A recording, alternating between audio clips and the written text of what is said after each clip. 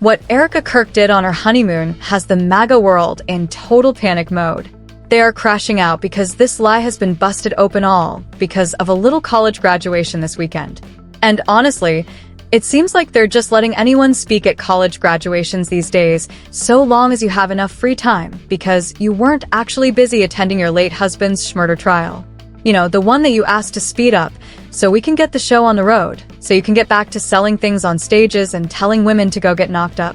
Charlie would often encourage people, like Dr. Arn said, to get married young, not rushed.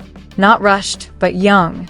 To Erika Kirk, family values is expediting your dead husband's legal paperwork, getting that out of the way so you can go back to being a CEO. Before I met Charlie, I had my own company, and I still do. Erika Kirk was generous enough to take a break from trying to move copies of the college scam to go speak at Hillsdale College this weekend. And can you imagine making it through college for 5, maybe 6 years of actual work, maybe being sad to graduate and move out of your little college community with all your best friends, and then right at the finish line, you've passed finals, but the school hits you with one final challenge. Bam! A lecture from Erika Kirk. The last thing standing between you and your degree. Honestly, I just tell them you can have it. Hillsdale wants people to see Erika Kirk as a commencement speaker, but protesters see something else. The CEO of Turning Point USA, a national right-wing youth machine, being handed a graduation stage in Michigan. It's not worth it. You can keep the degree. But that's not even the worst part, because the uprising waiting outside for her at this college tells you everything you need to know. And who else the school has been handing honorary degrees to tells you the rest.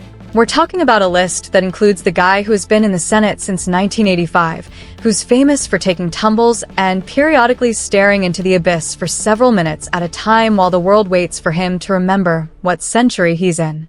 And then there's the other guy who also got an honorary degree from this prestigious college. This guy is the one that fled his state, not once, but twice during a climate crisis to go sit his fat ass on a beach in Cancun while his constituents were literally freezing to death in their living rooms. And none of that is the juicy part, because what she revealed about her honeymoon and her honeymoon night, a story she told with a straight face to 5,000 people, changes everything. And I don't know if Jesus knows about this story, but by the end of this video, I'm going to show you how one romantic antidote proves Erika Kirk isn't a grieving widow. She is a managed asset being activated by a man with a bat phone. Hold that thought, because we need to show you how the crowd actually reacted first. And real quick, I'm Lauren Perrytraw, Willa Perrytraw, and I run this entire Operation Network free and independent every single day out of pure principle and an absolute refusal to ever let Katie Miller catch up on us. We are closing in at the time of this recording at 100,000 subscribers. We're not slowing down. So, we're going to ask you to please subscribe. Every sub, every follow, every comment, 6 words or more. I see it all. Every follow across wherever you listen to your podcast. I've been told it creates a protective barrier between you and Stephen Miller taking up residency and your Tupperware draw just sitting there ranting about 4-year-olds in Texas. Stay safe. Subscribe. Let's work towards a timeline where that man is in a windowless cage. So, Hillsdale College is a private school in Michigan that refuses federal funding so that way they can maintain total independence, air quotes, which is just code for a safe spa. What Erika Kirk did during her honeymoon has now sparked a full-blown meltdown across parts of the MAGA internet. Online supporters are scrambling because a narrative they pushed so aggressively is suddenly falling apart, and oddly enough, the moment that cracked everything open came from a simple college graduation ceremony this weekend. Apparently these days, as long as you have enough spare time and a recognizable political brand, you can end up giving a commencement speech anywhere, even if you skipped out on dealing with your late husband's very public legal chaos. You know, the same legal process that reportedly needed to be sped up so life could get back on schedule, the same schedule filled with stage appearances, product promotion, and speeches about traditional family values and telling young women they should settle down and start families early. Charlie constantly promoted the idea of getting married young.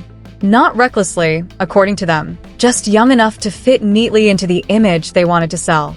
But critics now argue that Erika Kirk's version of family values seems less about grief or reflection and more about efficiently clearing legal obstacles so business operations can continue uninterrupted.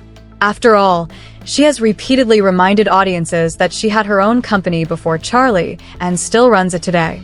That independent businesswoman branding remains central to her image, even while controversy keeps following her everywhere she goes.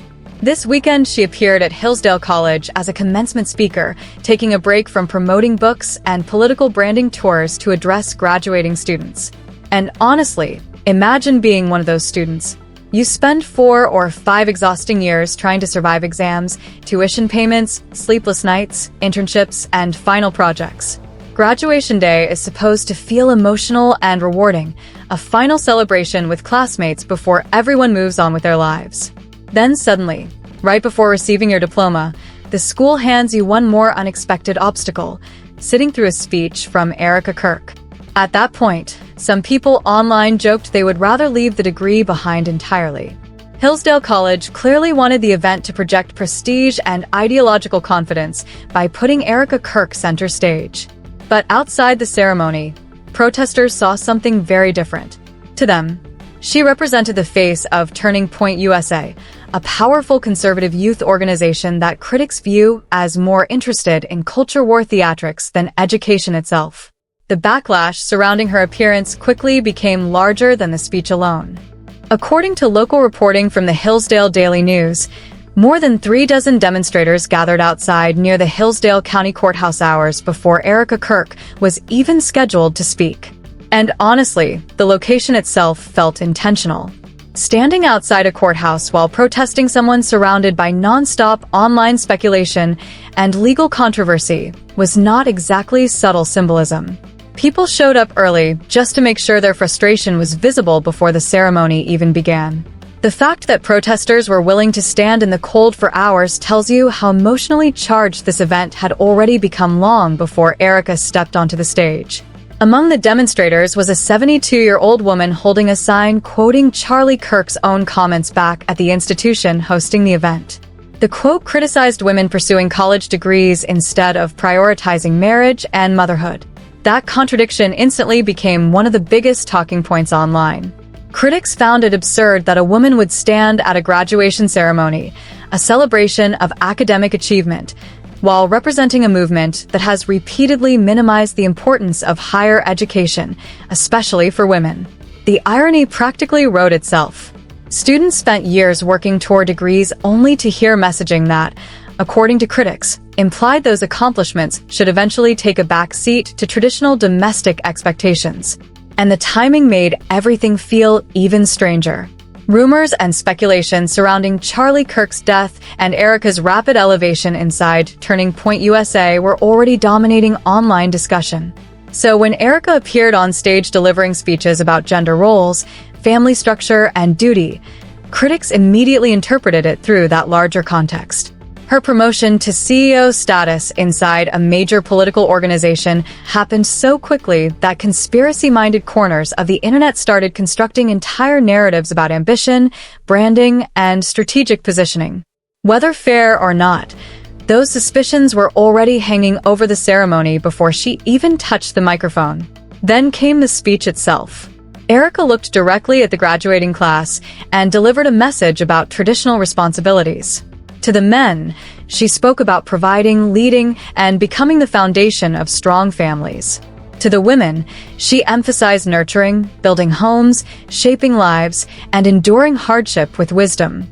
Supporters viewed the speech as a straightforward defense of traditional values. Critics heard something entirely different. To them, it sounded like women were once again being told their primary role was emotional labor, managing households, supporting men, raising children, and quietly sacrificing their own ambitions in the process. Online reactions exploded almost instantly, with many people mocking the idea of telling graduates drowning in student debt to simply settle down, start families, and ignore the brutal financial realities facing younger generations. That criticism became even sharper because Erika herself represents the exact opposite lifestyle critics say she was promoting. She is not a stay-at-home mother removed from business or politics. She is a CEO running a major political operation, speaking on national stages, managing public messaging, and holding degrees of her own. That contradiction became impossible for critics to ignore. They argued that she benefits personally from education, professional advancement, and corporate leadership while encouraging younger women to prioritize traditional domestic roles instead. The internet quickly framed it as a classic rules for thee, not for me situation. But what truly pushed the controversy into another dimension was the deeply personal honeymoon story Erika used during the speech.